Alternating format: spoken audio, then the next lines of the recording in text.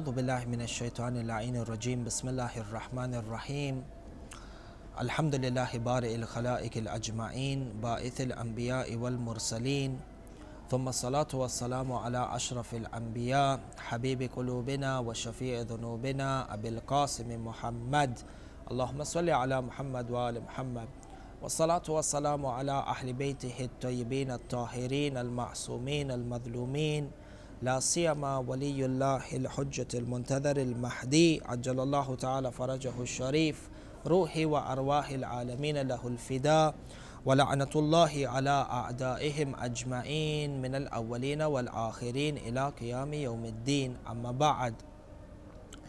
Respected brothers and sisters, Assalamu alaikum wa rahmatullahi wa barakatuh.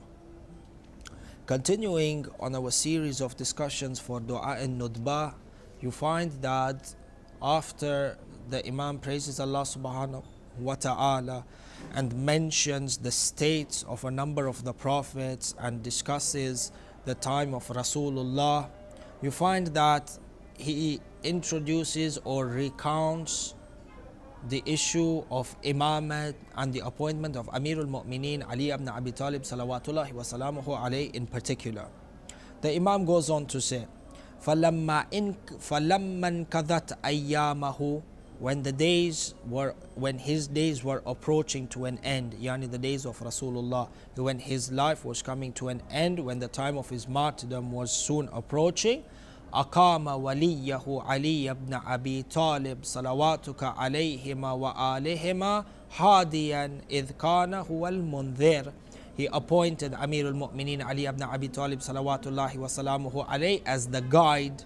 وَلِكُلِّ قَوْمٍ هَادٍ, and for every generation there is a guide, which goes back to our previous point in our previous discussions, in our previous episode, that it is a necessity that in every age and every generation there should be a guide from the side of Allah subhanahu wa ta'ala, just like the way previously there were prophets and there were successors for previous prophets. Even upon the martyrdom of Rasulullah there has to be a silsila or a chain of imams who shall then continue, and the first of these imams was Amir al-Mu'mineen. فَقَالَ وَالْمَلَأُ أَمَامَهُ, Rasulullah then declared, and there was an entire crowd in front of him. The Imam is now recounting the events of al-Ghadir upon the completion of Hijjatul Wida, the final Hajj of Rasulullah, and they were returning back to Medina. They meet at the point of Ghadir al-Khum, and the Holy Prophet of Islam made a declaration where he said, Man kuntu mawla fa aliyun mawlah, Allahumma wali man walah وعاد من عاداه وانصر من نصره واخذل من خذله وقال من كنت أنا نبيه فعلي أميره وقال أنا وعلي من شجرة واحدة وسائر الناس من شجرة شتى وأحله محل هارون من موسى فقال له أنت مني بمنزلة هارون من موسى إلا أنه لا نبي بعدي. You find over here the 12th Imam mentions this declaration on the day of Ghadir, where Rasulullah says, for whosoever I am a master, then Ali is his master. And then he says, Ya Allah, befriend the one who befriends Ali ibn Abi Talib, and be an enemy who is an enemy to Ali ibn Abi Talib. Help those who help Ali ibn Abi Talib, وَاخْذُلْ مَنْ خَذَلَهُ, and humiliate those who humiliate Ali ibn Abi Talib. You'll find that the 12th Imam gives great importance to the issue of Ghadir al-Khum. Our entity as Shia Ithna Ashari revolves around Amir al-Mu'mineen and the event of Eid al-Ghadir. No, you see, you can understand the importance from the fact that our 12th Imam mentions this in his supplication. Habibi, the 12th Imam has been in a ghaiba for over 1,000 years. You look through history, the communications that have come down to us from our 12th Imam are limited. communications, for example, through the tawqi' that went, for example, to Shaykh al-Mufid, or through the du'as or the supplications that were received to us through the four nawab, like du'a al-nudba or ziyarat al-nahya al-muqaddasa, for example. The communications are limited. Therefore, the fact that the Imam is in ghaiba and the communications are limited, you will find that within these limited communications, the messages that will come out from the Imam are messages of utmost importance. And from here you find that our 12th Imam in Ghaibah points towards the event of al-Ghadir and the importance of al-Ghadir.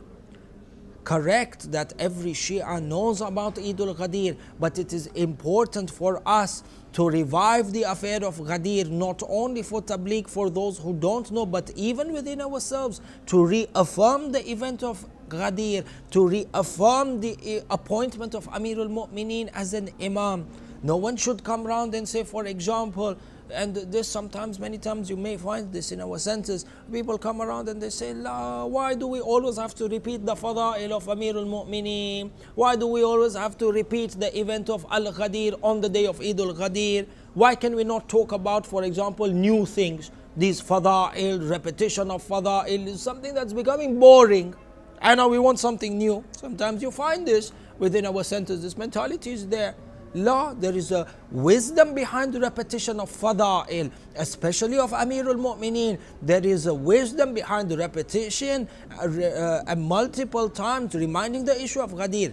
And the philosophy behind this is that, Habibi, Inta, when you repeat these fada'il from the mimbar day and night from every corner of the world, these fada'il then become established within the mind of the people, and tomorrow nobody can come and negate the occurrence of this fada'il to begin with.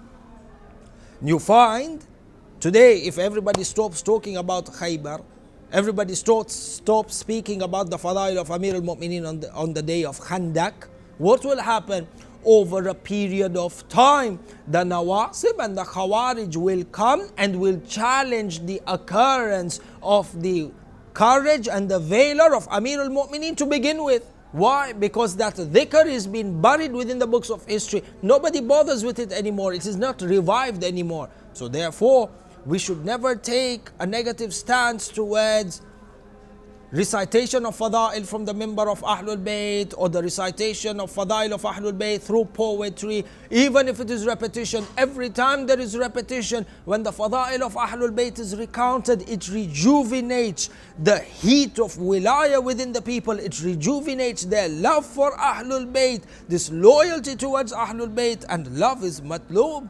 And the rejuvenation of this love is through the dhikr of Ahlul Bayt. So you find that there are multiple benefits and multiple philosophies behind the repetition of fada'il to ensure and reaffirm their occurrence, so that tomorrow nobody can come and negate them. And number two, it rejuvenates us from within them. And the event of Ghadir is absolutely important. Again, like we did in the previous episodes, my advice to myself and to my respected brothers and sisters is pay attention to the book Peshawar Nights, Layali Peshawar, translated in English, and look under the section of Eid al-Ghadir how many non-Shia scholars narrated the event of al-Ghadir.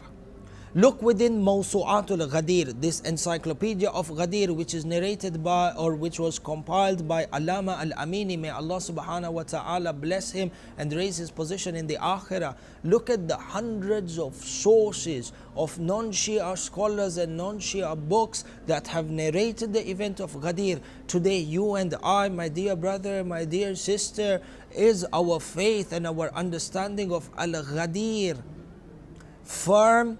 Have we understood the message of Ghadir? Are we able to defend the message of Ghadir from all its avenues? Today a person comes to you and he tells you, Habibi, the word Mawla doesn't mean master, it means friend. Are we able to defend the fact and teach the people that no, Mawla means master in this situation? Are we well equipped in these areas of Aqaid? Have we taught our children these mannerisms or these important points of Aqaid, whether it is in the house or whether it is in the madrasa? the fact that our 12th Imam makes an ishara towards the event of Ghadir, it becomes important that we fortify our teachings and we come out in Tabligh and we promote the culture of Eid al-Ghadir, we promote the teachings of Eid al-Ghadir in order to facilitate for the quick reappearance of our 12th Imam, الذي يملأ الأرض عدلا وكستا كما ملئت ظلما وجورا, such that we can hasten the reappearance or set the foundation for hastening the reappearance of our 12th Imam, who will then fill this earth with peace and justice, just as it was filled with tyranny and oppression. وآخر الدعوانا الحمد لله رب العالمين والصلاة والسلام على محمد وآله الطيبين الطاهرين.